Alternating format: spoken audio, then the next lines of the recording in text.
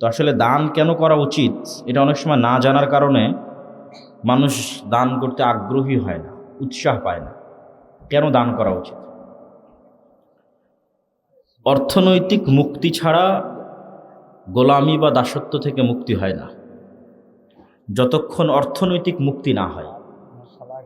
রাসূলুল্লাহ সাল্লাল্লাহু আলাইহি ওয়াসাল্লাম যখন প্রথম মক্কা থেকে হিজরত করে মদিনায় গেলেন, তখন মদিনার সকল অর্থনৈতিক লেনদেনের কেন্দ্র, কন্ট্রোল ইহুদিদের হাতে। তো মদিনায় যদি অর্থনৈতিক সকল লেনদেনের কন্ট্রোল ইহুদিদের হাতে থাকে, তাহলে মুহাম্মদ সাল্লাল্লাহু আলাইহি ওয়াসাল্লাম পুরো মদিনার যে রাষ্ট্রীয় ক্ষমতা সেটা কন্ট্রোলে নিতে পারবেন। অর্থনৈতিক মুক্তি ছাড়া সম্ভব হয় না। এটা আমাদের চেয়ে রাসূল সাল্লাল্লাহু আলাইহি ওয়াসাল্লাম ভালো বুঝতেন। ইসলামের যে যুদ্ধগুলো আছে, এই যুদ্ধগুলোর পিছনে আমরা অনেক সময় মনে করি শুধু দিনই কারণ মনে হয় কারণ। জি না, এর সাথে অর্থনৈতিক কারণও যুক্ত আছে। আপনি ইতিহাস পড়ে দেখেন যে বদরের যুদ্ধ কিভাবে হলো। আমরা মনে করি যে না, কাফের মুশরিকদের সাথে মুসলমানদের যুদ্ধ হচ্ছে, তো হবেই। অথচ বদরের যুদ্ধ হওয়ার অন্তত 50% কারণ অর্থনৈতিক। আপনাকে যদি আমি উদাহরণ দিয়ে বুঝাই তাহলে বুঝতে পারবেন। এখান থেকে কিবলা কোন দিকে? এই দিকেই যদি কিবলা হয় তাহলে আমরা ধরে নিলাম এইটা হচ্ছে মদিনা আর এইটা হচ্ছে মক্কা। এই মোবাইল বা এই মাইক্রোফোনটা এটা হচ্ছে মক্কা, এটা হচ্ছে মদিনা।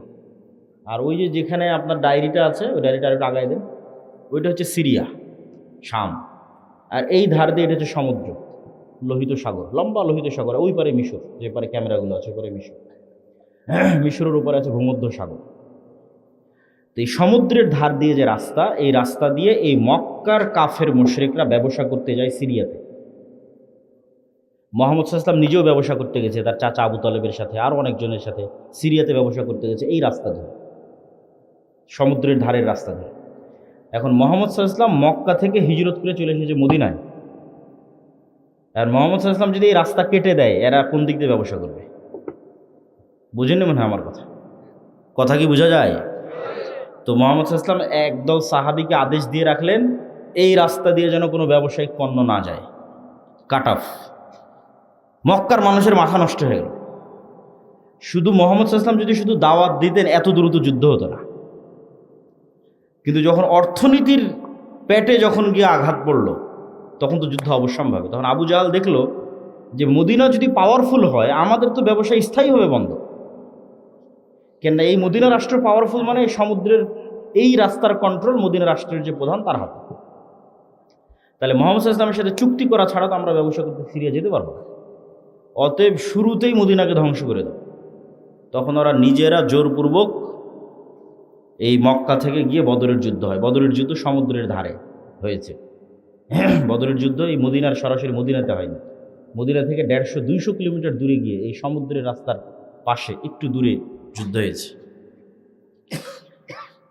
তো এটা বলার উদ্দেশ্যটা কি, যে অর্থনৈতিক গুরুত্বটা বোঝেন, যে টাকা পয়সার গুরুত্বটা কি। মুহাম্মদ সাল্লাল্লাহু আলাইহি ওয়াসাল্লাম যখন মদিনায় আসতেন, এসে দেখলেন যে মদিনার সকল টাকা পয়সার কন্ট্রোল ইহুদিদের হাতে।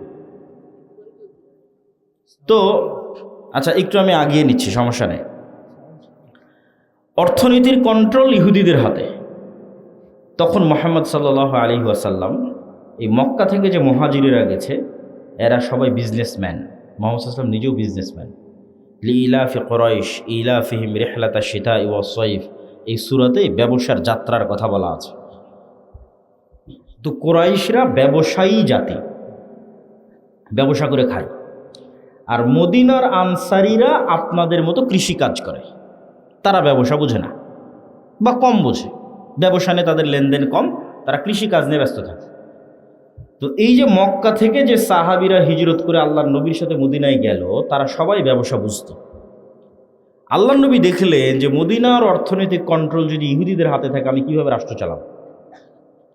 তখন আল্লাহর নবী আনসারীদের বললেন, এই শোনো, তোমাদের যা জমি জায়গা আছে, যা টাকা পয়সা আছে, তা ভাগ ভাগ করে একটা অংশ মুহাজির যারা খালি হাতে আসছে মক্কা থেকে, এদেরকে দিয়ে দাও। এরা ব্যবসা বুঝে, এরা ব্যবসা করতে পারবে। রাসূল সাল্লাল্লাহু আলাইহি সাল্লামের কথা শুনে আনসারীরা তাই করলেন। সবাই কেউ নিজের সম্পদের অর্ধেক, কেউ নিজের সম্পত্তি 3/1 ভাগ মুহাজিরদের দিয়ে দিলেন। আর মুহাজিরেরা ব্যবসা বুঝে, ওরা ব্যবসা শুরু করে দিল। অল্প কয়েকদিনের মধ্যে উসমান ইবিন আফফান, আব্দুর রহমান ইবিন আউফ, জুবাইর ইবনুল আওয়াম, এরা হচ্ছে কোটিপতি সাহাবি, মাল্টি বিলিয়নার সাহাবি। এরা রাসূল সাল্লাল্লাহু আলাইহি ওয়াসাল্লামের জীবদ্দশাতেই কোটিপতি হয়ে গেছিল। তো এরা যদি কোটিপতি না হতো তাহলে ওই মদিনার অর্থনীতির কন্ট্রোল কাদের হাতে থাকতো? ইহুদিদের হাতে। এখন কি সমস্যা হতো, খালি একটা উদাহরণ দিই। মদিনায় গিয়ে যখন প্রথম রাসূল সাল্লাল্লাহু আলাইহি ওয়াসাল্লাম মসজিদে নববী তৈরি করে, তখন মসজিদে নববীর সামনের কুয়ার মালিক ইহুদি। সামনের কুয়ার মালিককে ইহুদি। আজকেও সৌদি আরবের সবচেয়ে বড় সমস্যা পানি। আজ থেকে 1400 বছর আগে তাহলে কত সমস্যা হতে পারে পানি নিয়ে।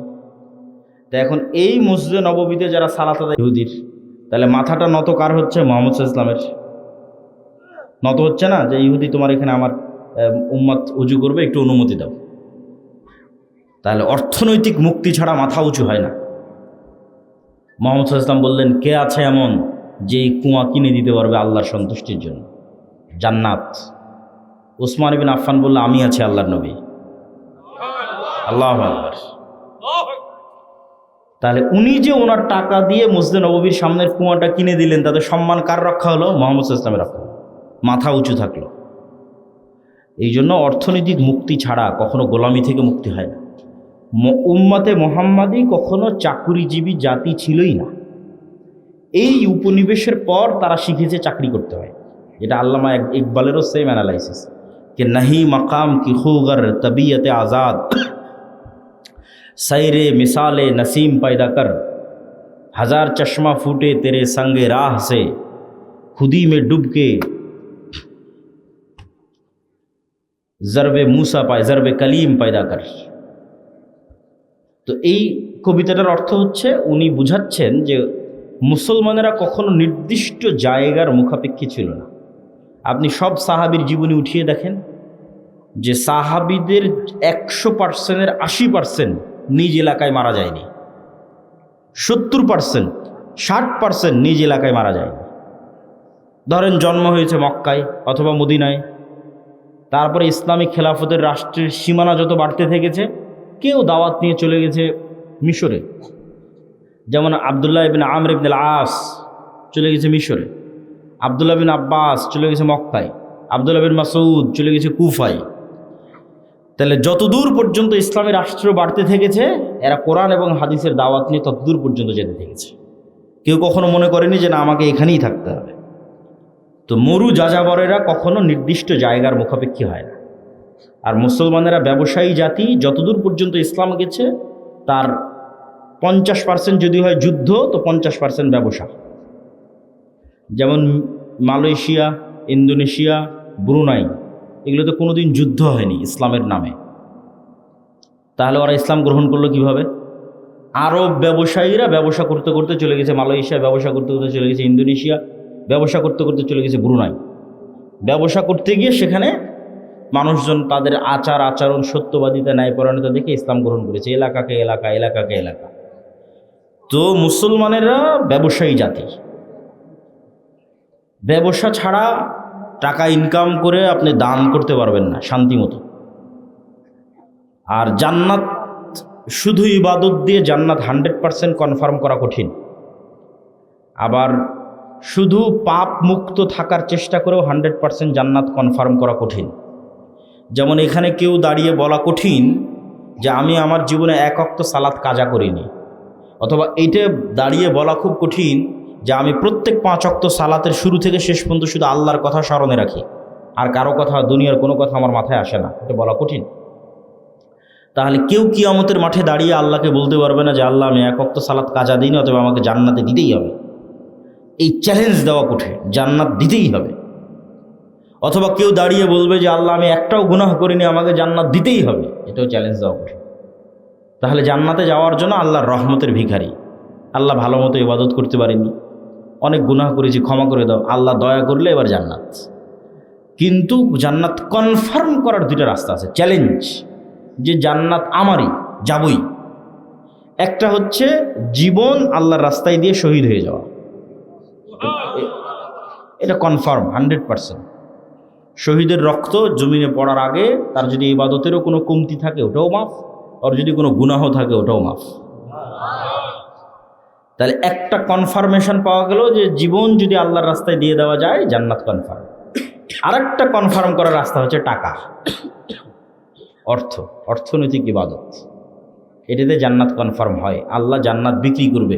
ঠিক যেমন আপনাদের গাইবান্ধা শহরে, গোবিন্দগঞ্জ, সাঘাটা, বগুড়া, গুলশান, বনানী, দুবাই, এগুলোতে যেমন প্লট বিক্রি হয়, আপনি ফ্ল্যাট কিনেন, এরকম আল্লাহ সুবহানাহু ওয়া তাআলা জান্নাতের প্লট সেল করবে, বিক্রি করবে। কোরআন মাজিদে অ্যানাউন্স দেওয়া আছে, বিজনেস হিসেবে ঘোষণা দেওয়া আছে, বিক্রি হিসেবে ঘোষণা দেওয়া আছে। আমি বানিয়ে বলতেছি না। ইন্নাল্লাহ হাশতারা মিনাল মুমিনিনা আনফুসাহুম ওয়া আমওয়ালাহুম বিআন্না লাহুমুল জান্নাহ হাল আদুল্লুকুম আলা তিজারাতিন তুনজিকুম মিন আযাবিন নার। তাহলে আল্লাহ বিজনেসও ঘোষণা দিয়ে রেখেছে, আল্লাহ সুবহানাহু ওয়া তাআলা ক্রয় বিক্রয় ঘোষণা দিয়ে রেখেছে। তাহলে জান্নাতের বাড়ি, আপনাদের ভাষায় প্লট, ফ্ল্যাট আল্লাহ বিক্রি করবে, সেল করবে, এবং এটাকে আল্লাহ ব্যবসা বলছে। এবং এই ব্যবসাটা শতভাগ লাভজনক। কেন শতভাগ লাভজনক সেটাও বলবো। তো তার আগে বুঝি যে টাকা দিয়ে জান্নাত কিভাবে কিনা যাবে। দুনিয়াতেই আল্লাহ সুবহানাহু ওয়া তাআলা অসংখ্য ইবাদতের কমতিতে টাকার জরিমানা দিয়ে মাফ করার ব্যবস্থা করেছেন, এবং অসংখ্য গুনাহের কাফফারায় টাকার জরিমানা দিয়ে মাফ করার ব্যবস্থা করেছেন দুনিয়াতেই। যেমন কেউ হজ এবং ওমরা করতে গেছে, ওমরা করতে গিয়ে কোনো একটা ইবাদত ছুটে গেছে, বড় একটা ইবাদত, জামরায় হয়তো পাথর মারতে যেতে পারেনি, তাহলে ইবাদতে কমতি হয়ে গেছে। এখন আল্লাহ রসুল বলতেছে ঠিক আছে, কমতি যেহেতু হয়ে গেছে, তুমি একটা দম, একটা দুম্বা, একটা খাসি আল্লাহ রাস্তায় কুরবানি করে দাও, ওইটা এটাকে মেকআপ করবে, কাভার দিবে। তাহলে টাকা দিয়ে ইবাদতের কমতি পূরণ করা যাচ্ছে। এবার গুনাহের কাফফারা, রমজান মাসে দিনের বেলায় কেউ তার স্ত্রীর সাথে সাংসারিক জীবনে গেছে, আল্লাহ সুবহানাহু ওয়া তাআলা কোরআনে আয়াত অবতীর্ণ করে বলতেছে গোলাম আজাদ করতে হবে অথবা 60 জন মিসকিনকে খাওয়াতে হবে। তো গোলাম আজাদ করতেও টাকা লাগবে, 60 জন মিসকিনকে খাওয়াতেও টাকা লাগবে। তাহলে টাকাটা দিয়ে গুনাহের কাফফারা হচ্ছে দুনিয়াতেই। এই সেম নিজাম ব্যবস্থা কিয়ামতের মাঠেও থাকবে। যেমন দুনিয়াতে আপনি অসুখ বিসুখ পড়ে গেলে ক্লিনিকে, মেডিকেলে নিয়ে গেলে টাকা পয়সার দরকার হয়, বিদেশে নিয়ে গেলে আরও দরকার, সিঙ্গাপুর, থাইল্যান্ড, ব্যাংকক নিয়ে গেলে আরও টাকা লাগবে, ছেলে মেয়েকে স্কুল, কলেজ, ইউনিভার্সিটিতে পড়াতে টাকা লাগবে, বিপদ আপদ, বিবাহ শাদী টাকা লাগে, কেস, কোর্ট কাচারি, মামলা মোকদ্দমা টাকা লাগে, এগুলো টাকা দিয়ে পার হওয়া যায়। একই ঘটনা কিয়ামতের মাঠে ঘটবে। কিন্তু সমস্যা হচ্ছে কিয়ামতের মাঠে নতুন করে টাকা অ্যারেঞ্জ করার কোনো সিস্টেম নাই। কিয়ামতের মাঠে কারো থেকে ধার নেওয়ারও কোনো সিস্টেম নাই। তাহলে কিয়ামতের মাঠে আমাকে এবং আপনাকে ধনী অবস্থায় উঠতে হবে, যে আজ কিয়ামতের মাঠে উঠেছি কোটি টাকার মালিক অবস্থায়। তাহলে বাঁচার রাস্তা আছে।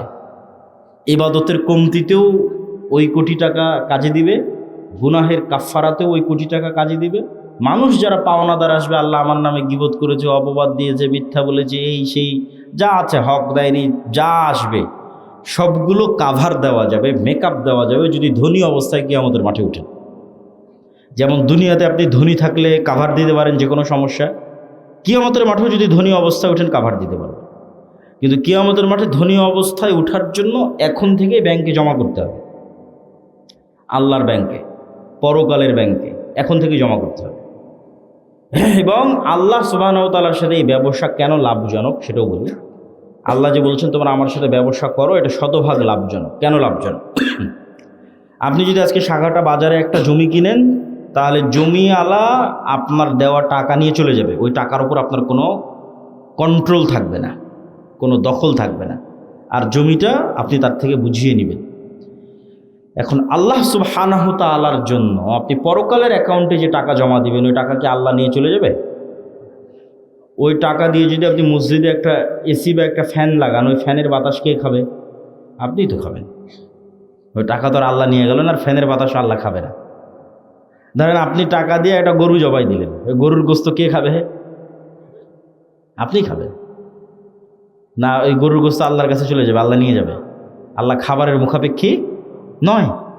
তাহলে আরেকজনের সাথে যখন লেনদেন হচ্ছে তখন টাকা কিন্তু চলে যাচ্ছে, আর আল্লাহর সাথে যখন লেনদেন হচ্ছে তখন ওই টাকা আমি ভোগ করতেছি, মাঝখান থেকে ফিরি ফাও আল্লাহ জান্নাত দিয়ে দিচ্ছে।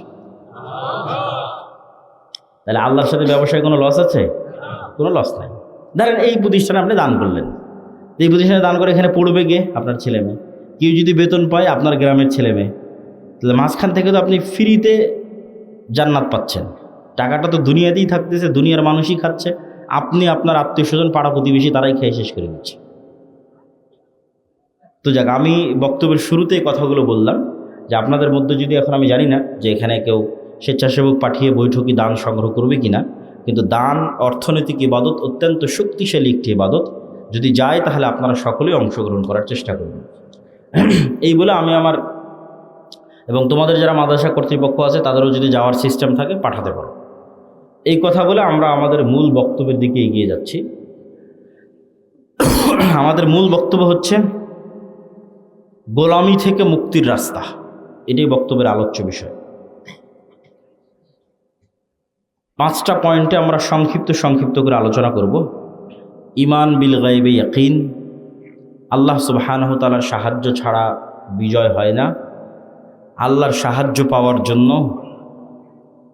আল্লাহ সুবহানাহু ওয়া তাআলার ইবাদত করতে হয়, সৎ আমল। সৎ আমলের মধ্যে সালাত এবং জিকির সবচেয়ে পাওয়ারফুল।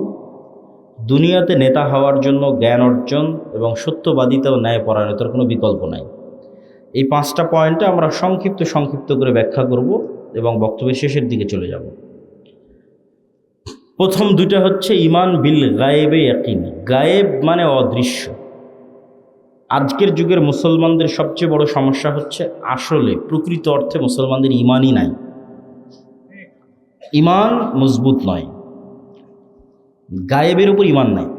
কেন আজকের দুনিয়া বেশি বাস্তববাদী, বেশি বস্তুবাদী, বেশি দুনিয়ামুখী। ফলত গায়েবের যে লজিক, যে সূত্র, এইটা কেউ বুঝেও না, কেউ জানতেও চায় না। কিন্তু গায়েবের কার্যকরণের সূত্র এবং লজিক সবচেয়ে পাওয়ারফুল। এগুলোর জ্ঞান এবং নলেজ কোরআন এবং হাদিসে আছে। যেমন কিছুক্ষণ আগে ধানের কথা বললাম, ওইটার সাথে একটা সূত্র দেখো, a+b² মতো সূত্র, যে দুনিয়ার লজিকে আমি যদি ধরেন পকেটে আমার 1000 টাকা থাকে, তাহলে 1000 টাকা থেকে যদি আমি 500 টাকা দান করি, যে 1000 টাকা, এখান থেকে 500 টাকা যদি দেই আপনাকে, তাহলে 500 টাকা দুনিয়ার কাগজে কলমের হিসাবে কমে গেল। কিন্তু সাথে সাথে গায়েবের অদৃশ্য লজিকে প্লাস হয়ে গেল। এটা সূত্র, এটা গায়েবের সূত্র। এই প্লাসের প্রভাব 5 বছর পর দেখা যাবে, 10 বছর পর দেখা যাবে। ঠিক আমি একজনকে 1000 টাকা কর্জ দিলাম, তার সাথে 1100 টাকা সুদ হিসেবে নিলাম। দুনিয়ার হিসেবে 100 টাকা অতিরিক্ত দেখাচ্ছে, কিন্তু গায়েবের লজিকে ওখানে 100 টাকা কমে গেছে। কিন্তু ওই 100 টাকা যে কমে গেছে, এটার প্রভাব 5 বছর 10 বছর পর দেখা যায়। এগুলো গায়েবের সূত্র। এই গায়েবের সূত্রগুলোর উপর, গায়েবের অস্তিত্ব এবং বাস্তবতার উপর মুসলমানদের ঈমান নাই। যেমন ফেরেশতারা কোথায় যায়, কি করে, ঠিক আছে, আপনার বাড়িতে নূর আছে কিনা, আপনার বাড়িতে শয়তান আছে না ফেরেশতা আছে, আপনার কলবে নূর আছে কিনা, এগুলো সব গায়েব। এগুলো কিন্তু দেখা যায় না, এগুলো গায়েবের জগৎ। কিন্তু এই প্রত্যেকটার বর্ণনা কোরআন এবং হাদিসে আছে। ওইটার উপর আপনার ঈমানের মাত্রা কোন লেভেলে, সেটার উপর নির্ভর করবে আপনি গোলামি থেকে মুক্তি পাবেন কিনা। ঠিক গায়েবের আর একটা বড় অংশ হচ্ছে পরকাল, জান্নাত, জাহান্নাম, বারজাখী জীবন। এগুলো গায়েব। প্রত্যেক জগতের পরবর্তী জগতের কিছু আলামত পূর্বের জগতে থাকে। যেমন আমাদের পরের জগৎটা হচ্ছে বারজাখী জগৎ। তো বারজাখী জগতের কিছু চিহ্ন, ওটা গায়েব। ওই গায়েবের জগতের কিছু চিহ্ন এই জগতে আছে। সেটা হচ্ছে ঘুম। প্রতিদিন আমরা একবার করে বারজাখী জগতে চলে যাই, বা বারজাখী জগতের একটা স্বাদ নিয়ে আসি। মৃত্যুর পরবর্তী জীবনটাও এরকম, কিয়ামত হওয়ার আগ পর্যন্ত। এই জন্য ঘুমানোর সময় আমরা কি বলি, যে আল্লাহুম্মা বিইসমিকা আমুতু, হে আল্লাহ আপনার নামে ঘুমাতে যাচ্ছি। জি না, এটার অনুবাদ হচ্ছে হে আল্লাহ আপনার নামে মৃত্যুবরণ করতে যাচ্ছে, মরতে যাচ্ছে।